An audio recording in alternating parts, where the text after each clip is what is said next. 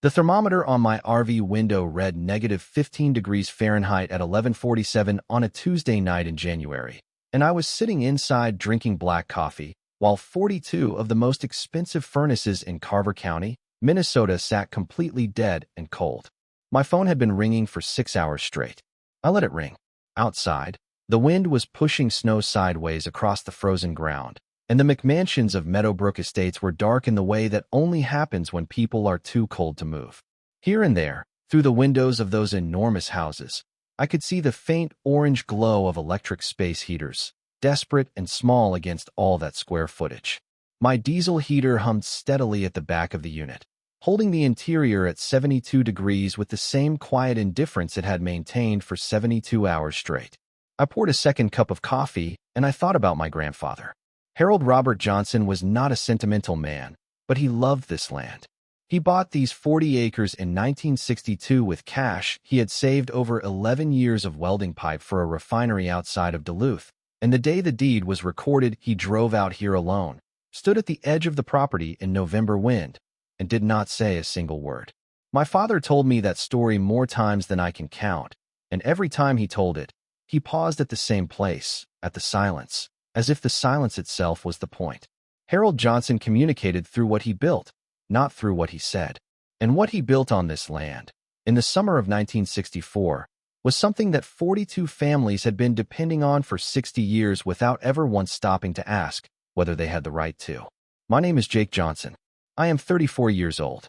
I am a licensed electrical contractor in the state of Minnesota, and the 40 acres of land underneath my RV, underneath the concrete vault behind the tree line, and underneath 2.4 miles of schedule, 40 steel pipe running beneath the manicured lawns of Meadowbrook Estates has belonged to my family since before any of those houses existed.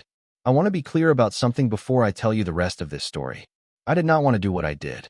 I want you to understand that, because the version of this story where I am some cold-blooded operator who calculated everything from the beginning and felt nothing is not accurate, and I am not interested in telling you a version of myself that is not true. I had doubts. I had moments where I sat in this RV and asked myself whether Harold Johnson, who wrote in his own handwriting that the pipeline was for the neighbors, would recognize the man I was becoming. Those doubts are real, and they matter, and I am going to tell you about them because I think they are the most important part of the story. But first, let me tell you about the land, and about the pipeline, and about what my grandfather actually built here. Harold Johnson was a pipe welder by trade and a civil engineer by instinct and by self-education. He had no formal degree, but he had 30 years of practical experience with pressurized systems. And when he decided in the spring of 1960 that the small community forming around his property needed a reliable gas supply, he approached the problem the way he approached every problem, which was to design it himself, source the materials himself, and build it himself to a standard that would outlast him. He ran 2.4 miles of schedule, 40 steel pipe, buried at 4 feet depth to clear the Minnesota frost line, with soldered copper branch connections at 12 points along the main run.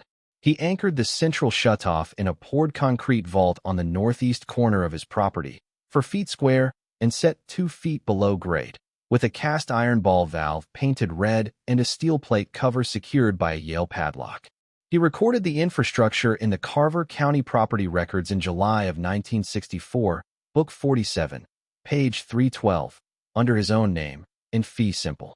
He connected it to a commercial gas tap he had negotiated with the county utility, and then he told the neighbors it was for them, and he never charged a cent, and he never asked for anything in return, and he maintained it for the rest of his life. I grew up knowing about the pipeline the way you grow up knowing about a river on your property. It was just there. My father maintained it after Harold died, replacing fittings every few years, checking the vault after hard winters, treating it as an inherited obligation that came with the land the same way the well and the fence lines did. Neither of them ever questioned whether the arrangement was formalized. That was not how Harold Johnson thought about the world. He built things that worked, and he shared them with people, and he assumed that goodness operated on the same principle as good engineering, which is that if you do it right the first time, it takes care of itself. What Harold Johnson did not account for, because he was a man of a different era and a different temperament, was the possibility that the people benefiting from his generosity would one day look at his grandson and see a problem to be managed. I moved onto the property in March of 2020 after my father died of a heart attack in his workshop on a Sunday morning in October of 2019. I parked my Keystone Cougar on a concrete pad I poured myself, ran a proper 50-amp electrical service, connected to the well and septic, and settled in. I was not in a financial position to build immediately, and I was not certain I wanted to. I had spent most of my adult life moving between job sites and rental apartments, and the idea of living simply on 40 acres of paid-off family land, while I figured things out, felt right to me in a way that is hard to explain to someone who has never lost a parent and needed the specific comfort of being somewhere that still smelled like the person you lost. The McMansions of Meadowbrook Estates had been there since the mid-1990s. 42 homes, ranging from 3,400 to nearly 5,000 square feet, with 3-car garages and radiant floor heating and the kind of architectural details that photograph well and age badly. The average sale price was somewhere between $780,000 and $1.1 million. The people who lived in them were, for the most part, exactly who you would expect: professionals who commuted to Minneapolis and had strong opinions about property values and very little patience for things that did not conform to their expectations of what a neighborhood should look like. I was aware of this before I moved in. I moved in anyway because the land was mine and I had nowhere else I wanted to be. Linda Warren had been president of the Meadowbrook Estates HOA for 11 consecutive years when I arrived. She was 58 years old, drove a silver Lexus ES 350 that she kept cleaner than most people keep their kitchens, and wore Patagonia outerwear in every season as though it were a corporate uniform. I want to be fair to Linda Warren, because I think fairness requires acknowledging that she was not purely a villain. She was a woman who had found, in the management of a homeowners association, a domain where her particular skills, her attention to detail, her comfort with rules, her need for order, were genuinely valued and consistently rewarded. In a different context, those qualities might have made her an excellent operations manager or a meticulous accountant. In the context of Meadowbrook Estates, they made her the kind of HOA president who memorized the CC and RS the way some people memorize scripture and enforced them with the absolute conviction that the rules she was citing were not just policies but moral truths. I do not think Linda Warren woke up every morning planning to harm people. I think she woke up every morning genuinely believing that she was protecting something valuable, and that belief gave her permission to do things she might have reconsidered if she had ever paused long enough to examine its foundations. She noticed my RV within 48 hours of my arrival. I know this because Roy Kowalski, who had lived in Meadowbrook since 1998, and was one of the few people in the development who treated me like a neighbor rather than a problem, told me she had called him to ask whether I was planning to stay. Roy told her I was Harold Johnson's grandson and I owned the land. She apparently responded by saying that land ownership did not exempt anyone from community standards.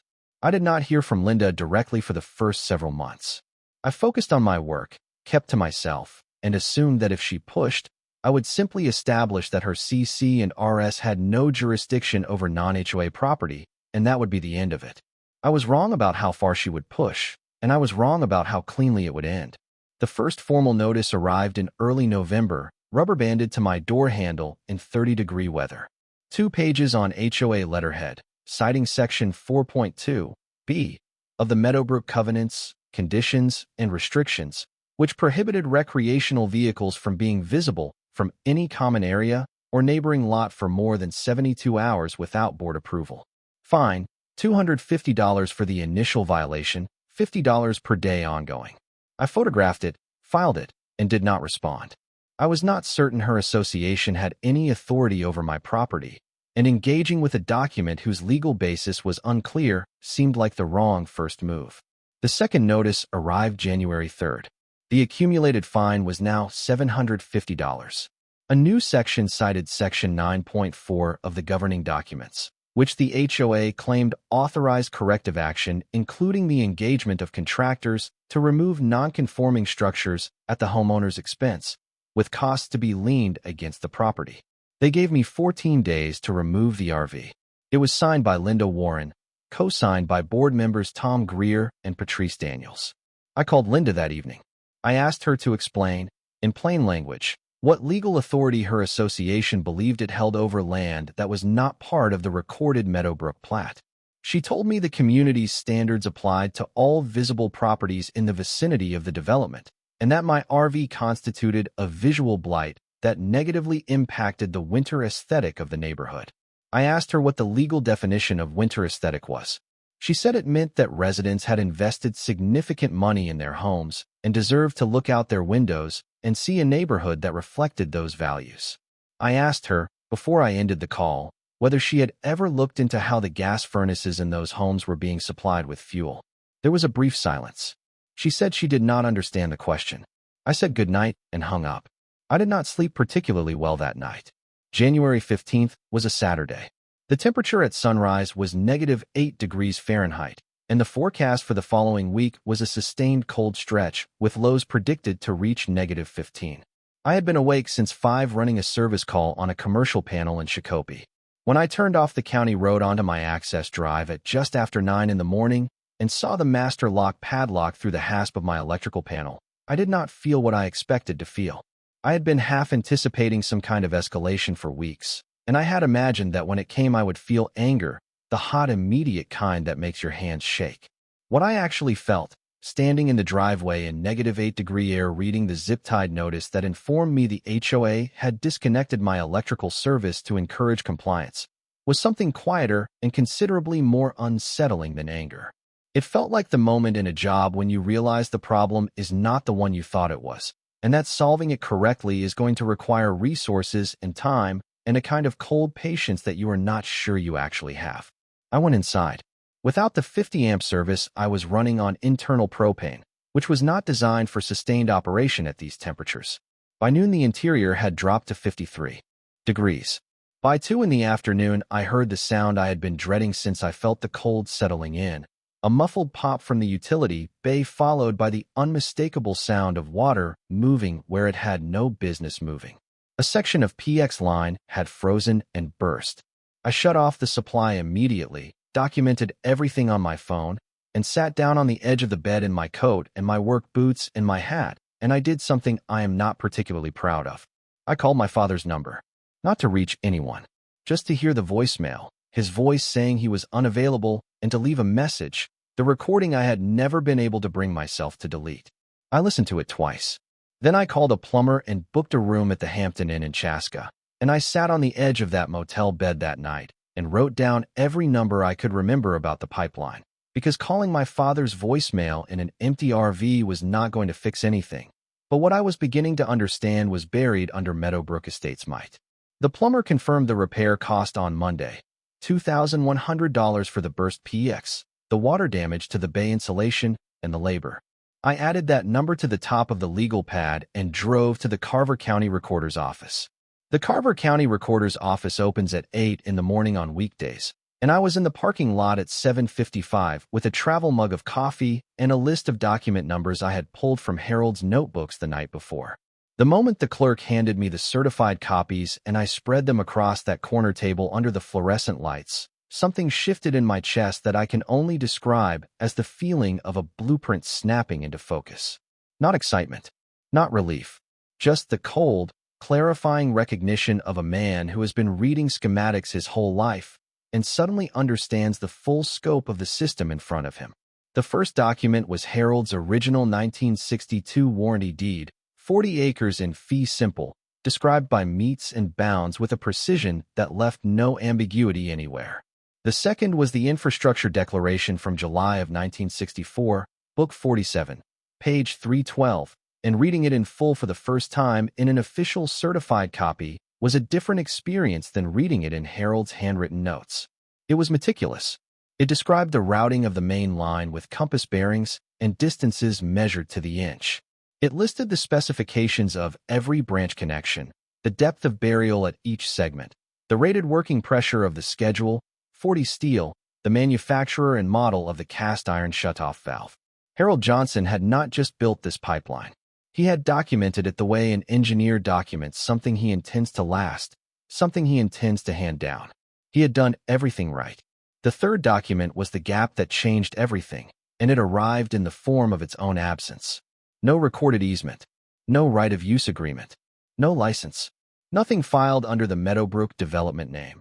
Nothing filed under the names of the original lot purchasers. Nothing filed at any point in 60 years granting any person or entity outside the Johnson family any legal right to the infrastructure described in Book 47, page 312. 6 decades of Minnesota winters, 6 decades of furnaces running and families staying warm, and the entire arrangement rested on a handwritten note in a personal journal and the unexamined assumption that good intentions were the same as legal rights. I drove from the county recorder's office directly to Webb and Associates on West 78th Street in Chanhassen. Marcus Webb read the 3 documents without speaking for 17 minutes, and I watched him the way I watch a diagnostic readout on a complex electrical system, looking for the moment when the technician's expression tells you whether the problem is fixable or fundamental. When he finally looked up, his face told me it was fixable. What he said told me it was more than that. He explained the situation in the precise, unhurried way of a man who has spent 2 decades untangling property disputes and knows that the worst thing you can do is let a client get excited before they understand the full picture. He walked me through the concept of prescriptive easement first, because he knew it was the argument I was most likely to face. In Minnesota, a prescriptive easement requires that the use be hostile, meaning without the permission of the property owner. Harold's notebook entry, he said, was simultaneously my grandfather's most generous act and his most legally significant one, because by explicitly granting permission for the neighbors to use the pipeline, Harold had established from the very first day that the use was permissive rather than hostile. 60 years of continuous use under a permissive framework does not create a prescriptive easement. It creates 60 years of a revocable license that the licensor's heirs are fully entitled to modify or terminate. The permission that made Harold a good neighbor, Marcus said, is also the reason you own this infrastructure free and clear today. Your grandfather was a better lawyer than he knew. I told Marcus I needed a few days before we moved forward. He said he understood, and I believed him, and I drove back to Chaska in the dark and sat in that motel room and thought about what I owed the neighbors and what they owed me and how 60 years of silence on both sides of that question had brought us to this point. The civil engineering survey from Peterson and Associates took 3 days in the field and delivered findings that were, in the language of the report, within expected parameters for infrastructure of this age and construction type, which in plain terms meant that my grandfather had built something so well that 6 decades of Minnesota winters had only managed to inconvenience about 22% of it. The main line was serviceable along 78% of its run. 2 branch connections showed minor corrosion that had not affected structural integrity or flow capacity. The central shutoff valve in the concrete vault was fully operational. And then there was the number at the bottom of the replacement cost section that I read 3 times before I put the report down, $1.4 million. That was the current cost to replicate what Harold Johnson had built with his own hands and his own welding skills in the summer of 1964. $1.4 million of infrastructure that had been heating 42 homes for 60 years, maintained by my father out of a sense of inherited obligation, on land that the HOA had just tried to use against my family. I sat with that number for a long time. The HOA financial records arrived pursuant to Marcus's demand under Minnesota Statute 515B, and going through them was the part of this process that I had been half dreading, because I knew what I was likely to find, and I knew that finding it would remove the last reason I had been holding on to for slowing down. The numbers were straightforward. 42 households at $420 per month in dues, $17,640 per month, $211,680 per year. Landscaping, snow removal, common area insurance, reserve fund. Standard HOA expenditures, all documented, all unremarkable. What was not in those records was any permit from the Minnesota Public Utilities Commission to operate a gas distribution system. No insurance coverage for gas utility liability. No maintenance contract for the pipeline infrastructure. No record of any communication with Harold Johnson, my father, or me about the use of the system. In 15 years of Linda Warren's presidency, Meadowbrook Estates had collected over $3 million in dues, while supplying 42 households with gas heat through infrastructure they did not own, could not insure, had no permit to operate, and had never once acknowledged did not belong to them. Marcus flagged 4 provisions of Minnesota Statute 299F, two of which carried potential criminal liability for association officers knowingly operating an unlicensed gas distribution utility. I read those flagged sections carefully.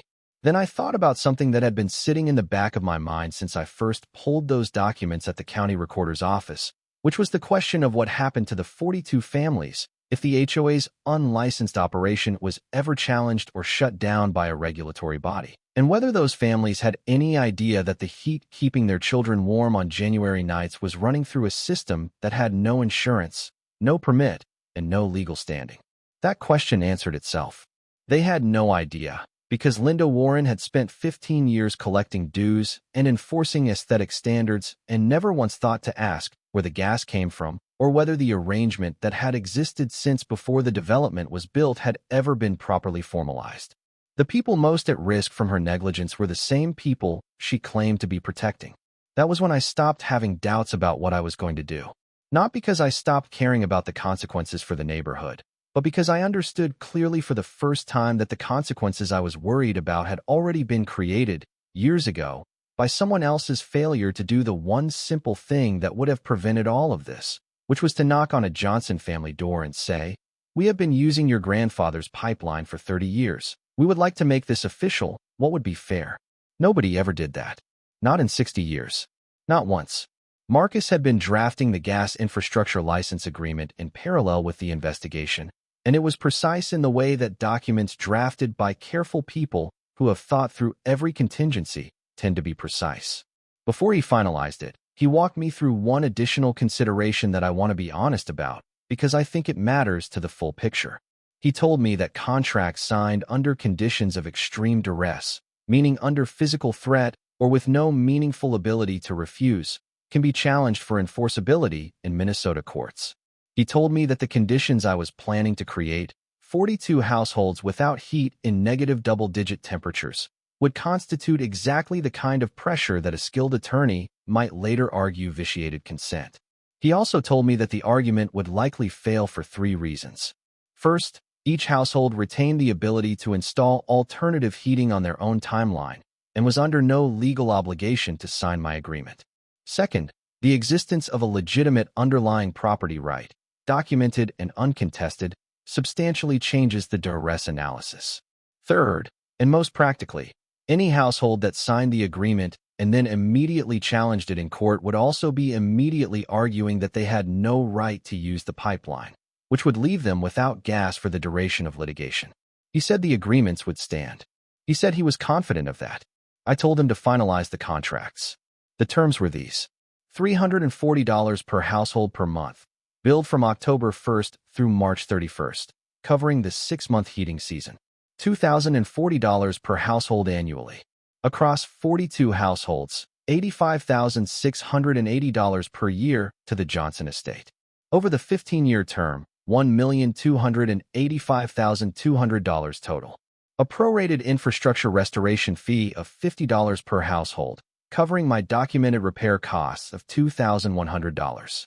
Permanent deletion from the HOA bylaws of all provisions restricting recreational vehicles on non-member property.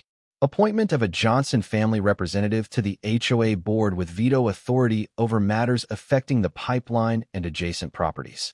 These were the terms. Marcus reviewed them one final time for enforceability, confirmed they would survive challenge, and printed 42 complete packages on firm letterhead. The morning I took those packages to the post office, the temperature was -4 degrees Fahrenheit. I had organized them alphabetically the night before. The clerk processed all 42 in 11 minutes and handed me a receipt. I drove back to the property, parked the truck, and walked to the concrete vault. The morning I took those 42 certified mail packages to the post office, the temperature was -4 degrees Fahrenheit. I had organized the packages alphabetically the night before. The postal clerk processed them in 11 minutes and handed me a receipt. I drove back to the property, parked the truck, and walked to the concrete vault. I swept snow from the cover with my boot, opened the Yale padlock with the key my father had given me on a plain steel ring with a tag in his handwriting that said Pipeline Main, and I looked down at the red cast iron ball valve in the stillness of that concrete chamber for probably 30 seconds longer than I needed to. I thought about Harold. I thought about whether he would recognize what I was doing as a version of protecting what he built, or whether he would see it as something smaller and uglier than that. I did not reach a comfortable answer. I took a photograph of the valve in the open position, documenting the time and date. Then I placed both gloved hands on the handle and rotated it 1.5 turns clockwise, perpendicular to the pipe. Closed. I replaced the padlock, stood up, and walked back to the RV without looking back, because I had learned from my father that there are decisions you make and then you live with, and the living with them starts the moment you stop second-guessing them. The 42 furnaces in Meadowbrook Estates did not fail simultaneously. The residual pressure in the distribution lines kept gas flowing for nearly 2 hours after I closed the main valve, the homes farthest from the primary branches losing pressure first, the ones nearest the header staying warm the longest. By 8 that evening, I estimated that most of the development had gone cold. I know what the next 72 hours looked like from Roy Kowalski, who called me at 7:15 the following morning in the particular calm of a man who has been through enough Minnesota winters to know that panic is a luxury, and from news coverage, and from documents that became part of the legal record in the weeks that followed. The temperature had dropped to -8 by the time the Home Depot in Chaska opened. They sold out of portable electric space heaters before 10 in the morning. The Henderson family, whose 3 kids were 4, 8, and 11 years old, drove to a Marriott in Eden Prairie and booked 2 rooms. I thought about those kids that day, more than I expected to. I had met them once, briefly, when they had ridden their bikes down the access road past my property the previous summer, and the youngest one had stopped to look at my RV with the open, unself-conscious curiosity that 4-year-olds have before anyone teaches them to be embarrassed about it. I had given him a granola bar from my tool bag. He had said thank you with enormous solemnity. Those kids had nothing to do with Linda Warren's decisions, and sitting in my warm RV knowing they were in a motel because of something I had done was not a comfortable thing. I told myself, and I still believe, that the responsibility for their situation belonged to the person who had operated a critical utility infrastructure without authorization or insurance for 15 years, not to the person who had finally required that infrastructure to be accounted for. I believe that. I also believe that believing something true does not always make you feel better about what you had to do to make it true. The Kowalski situation was the one that genuinely shook me. Roy had called me that first morning, and I had told him to check his mail and call me directly if he and Margaret needed anything.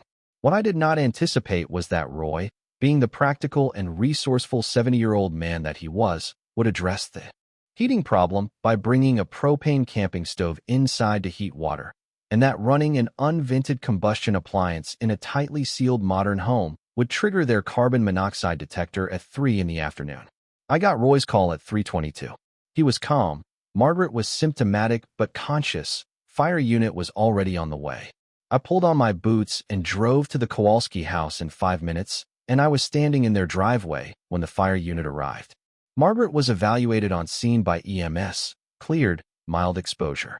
She was sitting in the fire unit wrapped in a blanket when I got to the door of the vehicle, and she looked at me, and she did not say anything, and I did not say anything.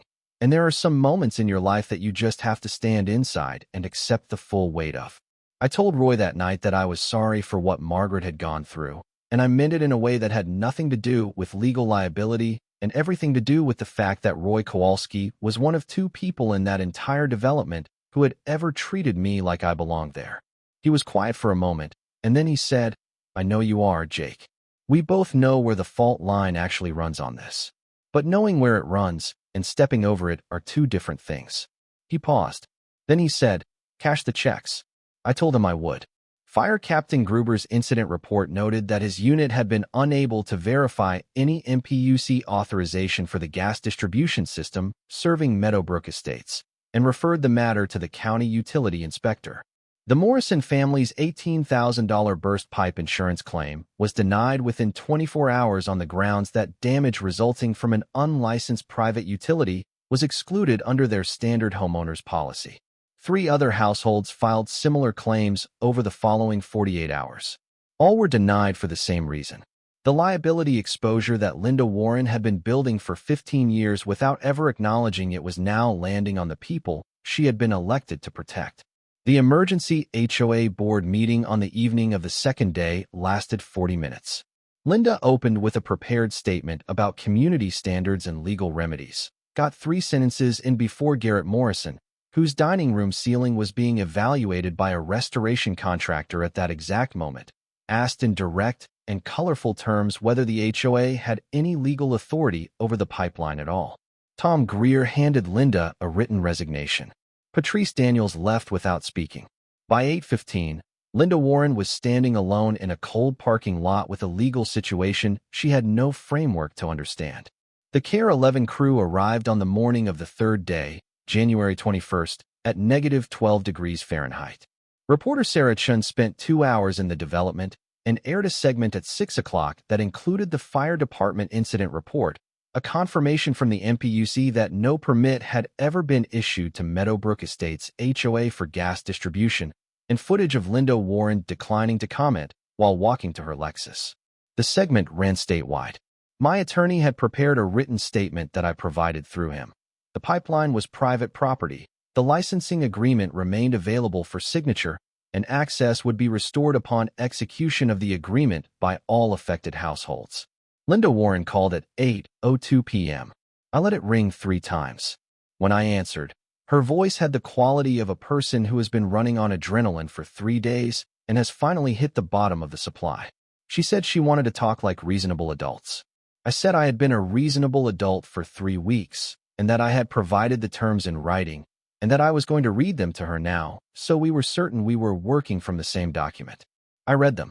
She attempted to negotiate the board seat. I told her the terms were not subject to modification and that she had 6 hours to secure 42 signatures. The overnight forecast was calling for -15 by midnight. I ended the call. What happened over the next 3 hours and 43 minutes I pieced together afterward from Roy's account and from others. Linda and Dennis drove through the development in the Lexus, knocking on doors, presenting contracts. Some households had questions.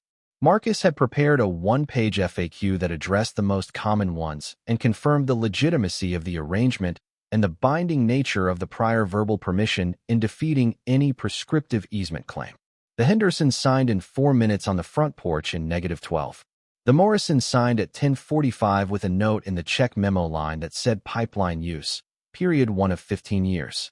Roy called me at 11:41 to tell me he had signed and that Margaret was doing fine and that he wanted to say one more thing, which was that he thought I had done what I had to do, but that he hoped I understood the difference between what you are entitled to do and what you choose to do, and that the space between those two things was where character lived.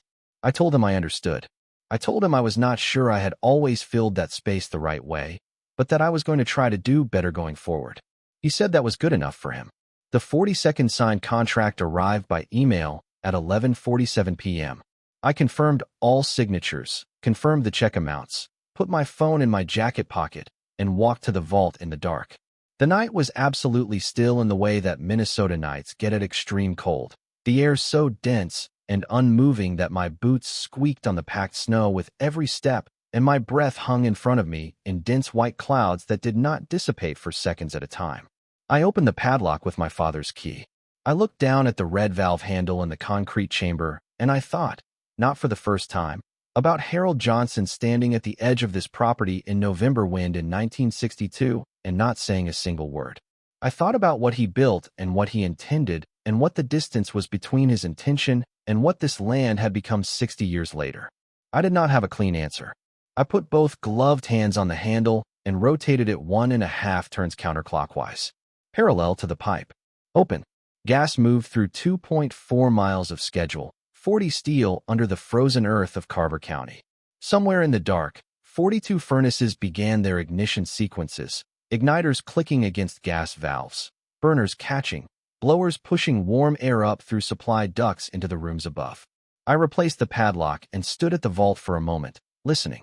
Then I walked back to the RV and closed the door and stood in the warmth that had been there the whole time. In the weeks that followed, the Minnesota Attorney General's office opened a preliminary inquiry into the HOA's operation of an unlicensed gas utility. The signed license agreements were recorded with the Carver County Recorder's Office and attached to all 42 property titles as a disclosed encumbrance. The Minnesota Public Utilities Commission assessed a civil penalty of $340,000 against Meadowbrook Estates HOA, which the association's reserves could not cover and which required a special assessment against all member households. Linda Warren resigned as president on February 3rd. 3 homes were listed for sale by April, their disclosure documents now carrying a line item describing a private gas infrastructure license payable to the Johnson estate at $340 per month for the heating season. 2 of those listings sat on the market for considerably longer than the development's average. I attended my first HOA board meeting in March.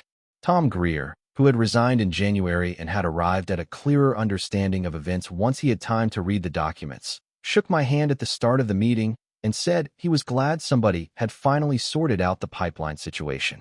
I told him I was glad too, and I meant it in the straightforward way, which is that I was glad it was over and that the infrastructure my grandfather built was now on legal footing that would protect it for the next generation. Roy Kowalski stopped by on a Saturday in early April, when the temperature had finally climbed above freezing and the snow was beginning to pull back from the south-facing slopes. He brought a loaf of bread Margaret had baked, and we stood in the doorway of the RV for a while and talked about spring and about what I was planning to do with the property. I told him I was thinking about building eventually. Nothing elaborate, just a proper house on the land where Harold had always planned for there to be one. Roy looked out across the 40 acres and said he would have liked that. I said I thought so too. He left the bread and walked back to his house, and I stood in the doorway and watched him go and thought about the difference between what you inherit and what you earn, and whether those 2 things can ever be fully separated from each other. The diesel heater hums. The coffee is hot. Outside, the lights of Meadowbrook Estates are on.